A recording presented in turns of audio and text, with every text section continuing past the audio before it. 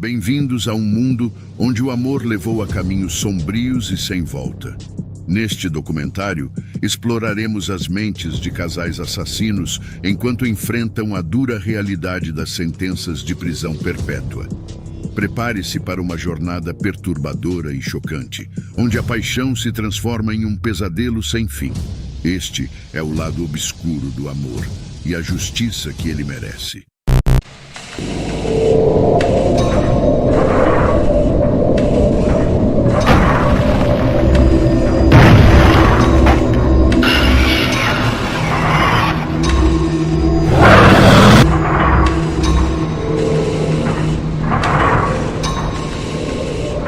Em março de 2008, o Brasil foi abalado pela morte da pequena Isabella Nardoni, de apenas 5 anos de vida, que faleceu após ser jogada da janela do 6º andar de um edifício na Vila Guilherme, situado na zona norte de São Paulo.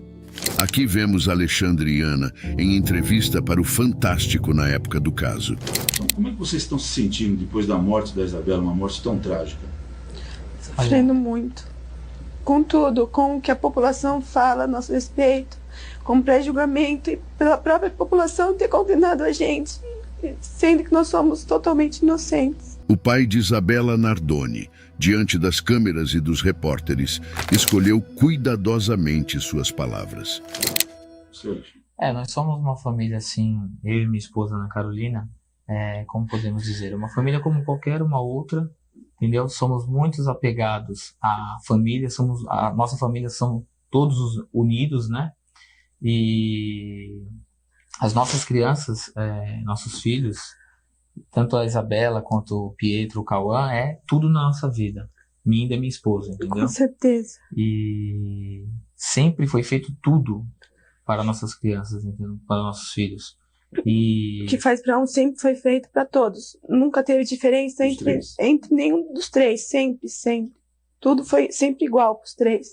O repórter, ouvindo atentamente as palavras da madrasta de Isabella Nardoni, fez uma pergunta sensível.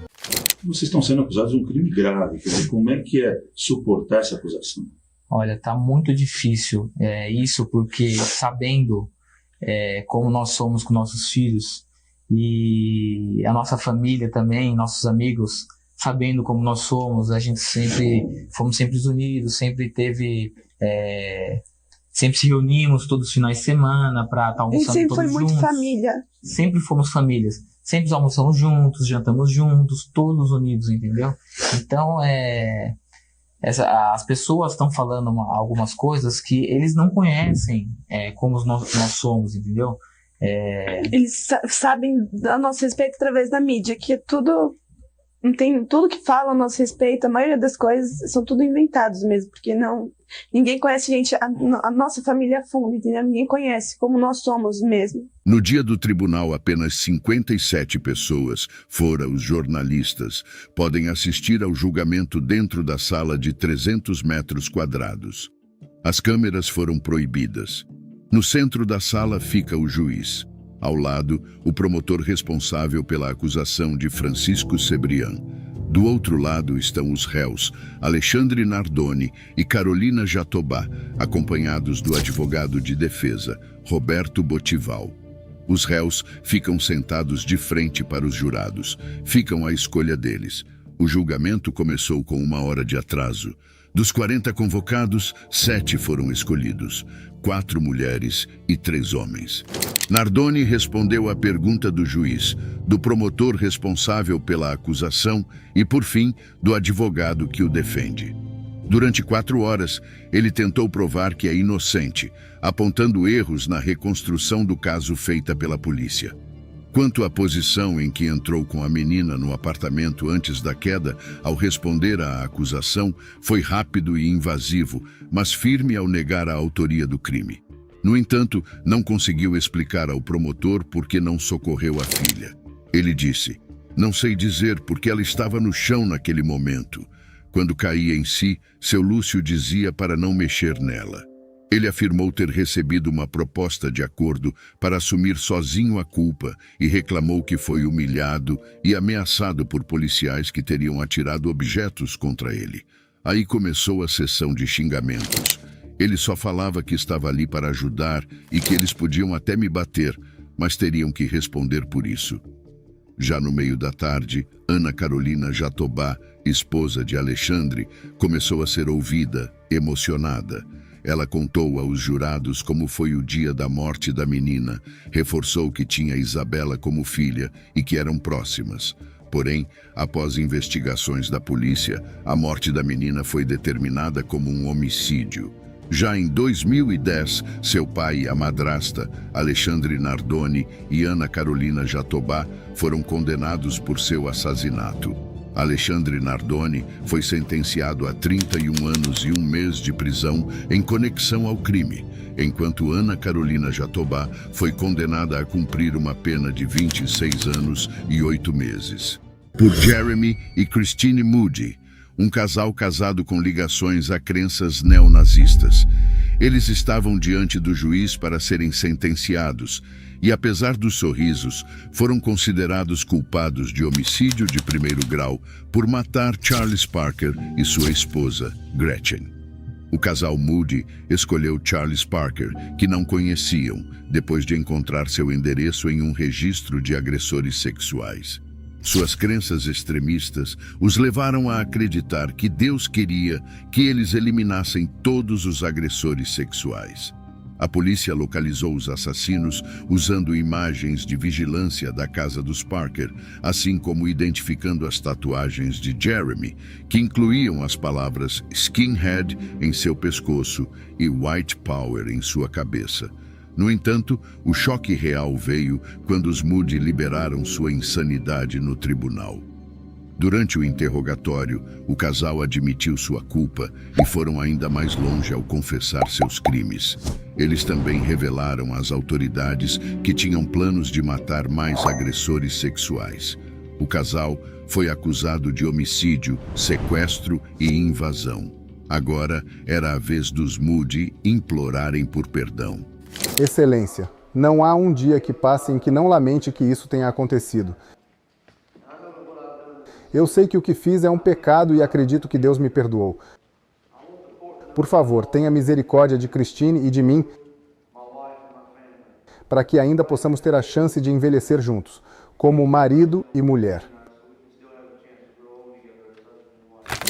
A Bíblia claramente afirma que não matarás. E peço desculpas por quebrar esse mandamento. Mas acredito sinceramente que Deus perdoou Jeremy e a mim. Espero que você também possa fazê-lo. Após ouvir suas palavras de remorso e seu apelo para ficarem juntos, agora era responsabilidade do juiz Lee Alfred tomar a decisão. Você matou brutalmente essas 2 pessoas. Elas não tinham nada, nenhum meio de se defender. E eu lhe digo que acredito que, se esses 2 saíssem da prisão,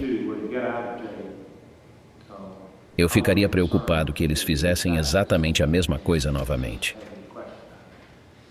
Eu não tenho nenhuma dúvida sobre isso. Acho que neste caso a justiça merece e exige prisão perpétua. Após proferir as sentenças, o casal compartilhou um último beijo antes de serem separados. Acho que Jeremy e eu teríamos feito isso de novo se tivéssemos a oportunidade. Eu não estou arrependida.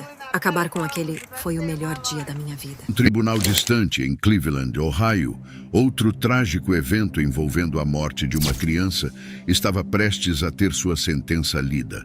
O namorado Christopher Rodrigues, que está no Tribunal Comum do Condado. A juíza Nancy Margaret Russo está prestes a ler a sentença deles.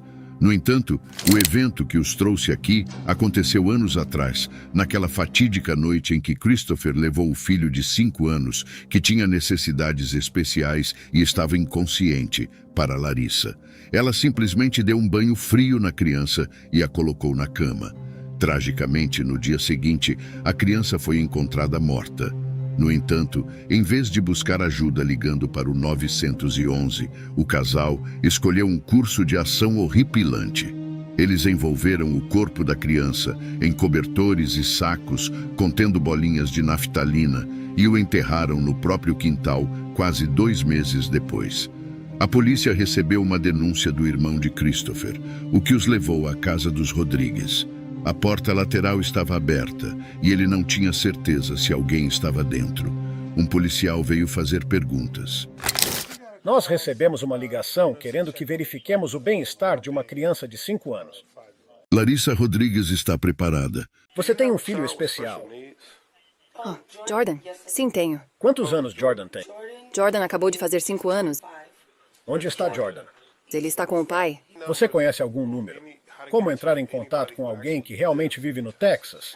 Entendi, mas o telefone dele acabou de ser desligado. Larissa acabou de alegar que Jordan, seu filho, estava no Texas com seu pai.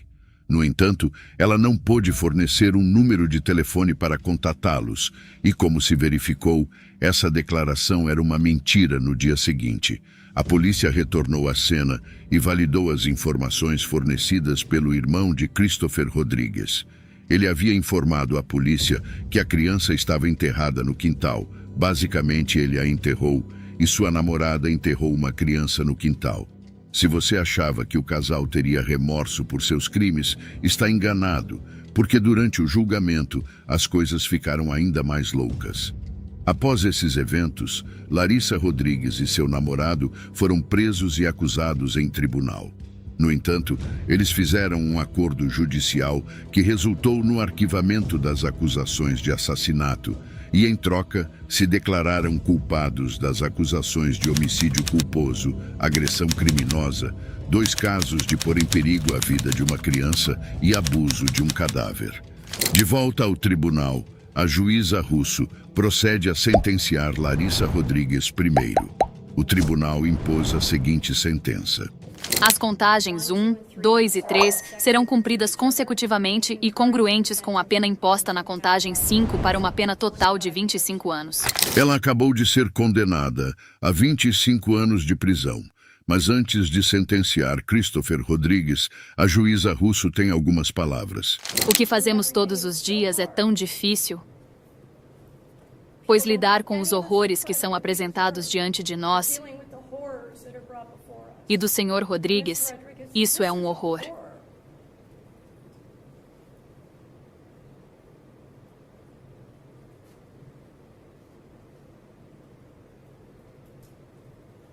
Eu sei que, como juíza, não devo demonstrar emoções, e em 22 anos, nunca o fiz. Essa é uma das piores coisas que já vi na minha vida. Você, Larissa. Eu olho para amigos e familiares, pessoas que estão desesperadas para ter filhos e desejam formar famílias. E vocês dois têm bebês sem consideração. Você simplesmente continua tendo mais, ignorando o valor de suas vidas, ignorando o propósito delas na vida, como se fossem menos do que um objeto. Mas a juíza Russo ainda não tinha terminado. Não aceitarei a recomendação. Isso mesmo. Ela rejeitou a sentença recomendada de 20 a 25 anos, com a qual tanto a acusação quanto a defesa concordaram. Ela acredita que a punição sugerida não condiz com a gravidade dos crimes cometidos. Você teve todas as oportunidades em tantos momentos para fazer a diferença. Buscar ajuda, parar de agredir alguém, chamar a polícia, pedir ajuda, tentar levá-lo ao hospital. Tenho que imaginar que em algum momento você pesquisou na internet como enterrar um corpo, porque isso é inacreditável. Eventualmente, a juíza Russo condenou Christopher Rodrigues a 28 anos, que é a pena máxima disponível. Christopher Rodrigues recorreu da decisão, mas a sentença foi mantida. Atualmente, tanto Christopher quanto Larissa Rodrigues estão cumprindo suas penas em locais separados dentro do sistema prisional de Ohio. Um total de 28 anos de sentença é a máxima disponível. Embora o comportamento de Larissa Rodrigues e Christopher Rodrigues tenha sido chocante, no entanto, é importante lembrar que cada caso legal é único e é decidido com base nas circunstâncias específicas e nas leis aplicáveis. Temos que ir a 3 anos atrás, quando Dia, seu marido e sua babá de 16 anos, chamada Alexis Rasmussen, alimentados por um perturbador coquetel de álcool e drogas, foram ter relações sexuais dentro da casa do casal, viraram um pesadelo. Virou quando a mulher de Eric Millerberg, Dia, injetou em Alexis uma mistura letal de heroína e metanfetamina pela terceira vez, o que levou à sua trágica overdose. Com medo de que ele fosse enviado de volta para a prisão devido à sua ficha criminal, Eric e Dia fizeram uma escolha impensável. Eles transportaram o corpo sem vida de Alexis para uma área remota e a enterraram em um local raso. Alexis Rasmasson permaneceu desaparecida por mais de um mês, até que uma dica de um informante confidencial quebrou o caso. E a polícia recuperou o corpo de Alexis e desvendou a chocante verdade por trás do envolvimento de Millerberg. Após sua prisão, o obscuro Millerberg fechou um acordo com a acusação em troca de uma sentença mais leve. Ela concordou em testemunhar contra seu marido no tribunal.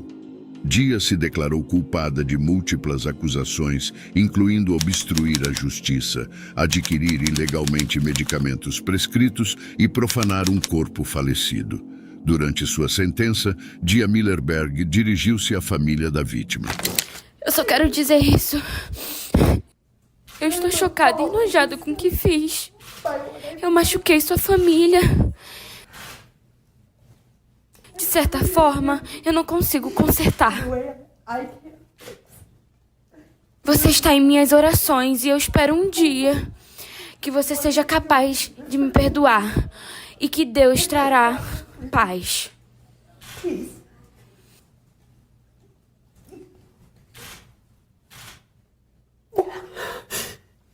Meritíssimo. Eu não vou dar desculpas pelo que eu fiz. E o juiz W. Brent West então proferiu a sentença, mas não sem reconhecer a gravidade da situação. O resultado final é: Senhora Millerberg, eu realmente acredito que a prisão é a sentença apropriada nesta situação específica. Entendo que você teve 3 anos para reconstruir sua vida, sua família e tudo mais. E agora estamos aqui para dizer: ok, juiz, agora você vai destruir tudo isso. No entanto, eu encaro esses casos conforme os encontros. Não tive controle sobre o fato de que levou 3 anos para chegar a julgamento. Dia Millerberg foi condenada a 4 anos e 2 meses de prisão, enquanto seu marido, Eric Millerberg, recebeu uma sentença de 6 anos de prisão.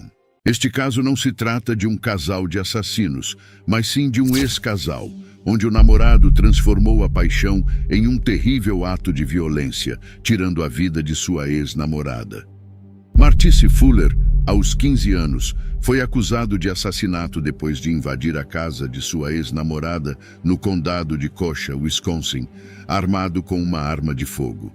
Lá dentro, ele fatalmente atirou em sua ex-namorada em seu quarto, enquanto ela ouvia música pacificamente. A mãe dela, alertada pelos tiros, enfrentou corajosamente Fuller, que também a atirou, mas ela teve a sorte de sobreviver. Embora os crimes cometidos por Fuller tenham sido repugnantes, seu comportamento no tribunal deixará você sem palavras. Ao longo do julgamento, Fuller alegou ser inocente das acusações e demonstrou pouca emoção. No entanto, apesar de sua alegação de inocência, o júri não concordou e ele foi considerado culpado em 3 acusações, incluindo homicídio em 1º grau intencional. Nós, o júri, consideramos o réu culpado de homicídio doloso de 1º grau. Na sentença, Fuller pareceu lembrar que era humano e mostrou alguma emoção na sala do tribunal. Talvez a gravidade de sua situação finalmente tenha começado a fazer sentido para ele. Ele prosseguiu para fazer uma declaração por meio de seu advogado, insistindo em sua inocência, mas expressando desculpas à família pela agonia que eles suportaram e pela trágica perda de sua ex-namorada Kaylee. Apesar do ódio que há contra mim, ainda sinto muito, mas tenho que continuar afirmando minha inocência porque sou. No entanto, a juíza permaneceu convencida de que Fuller tinha um potencial limitado para a reabilitação. Não tenho nenhuma capacidade de confiar que você nunca cometerá esses atos. Você é uma pessoa muito perigosa e danificada. Consequentemente, Fuller foi condenado à prisão perpétua, sem a possibilidade de liberdade condicional. Apesar da severidade de sua punição, Fuller parecia em grande parte não afetado pelo peso de suas ações.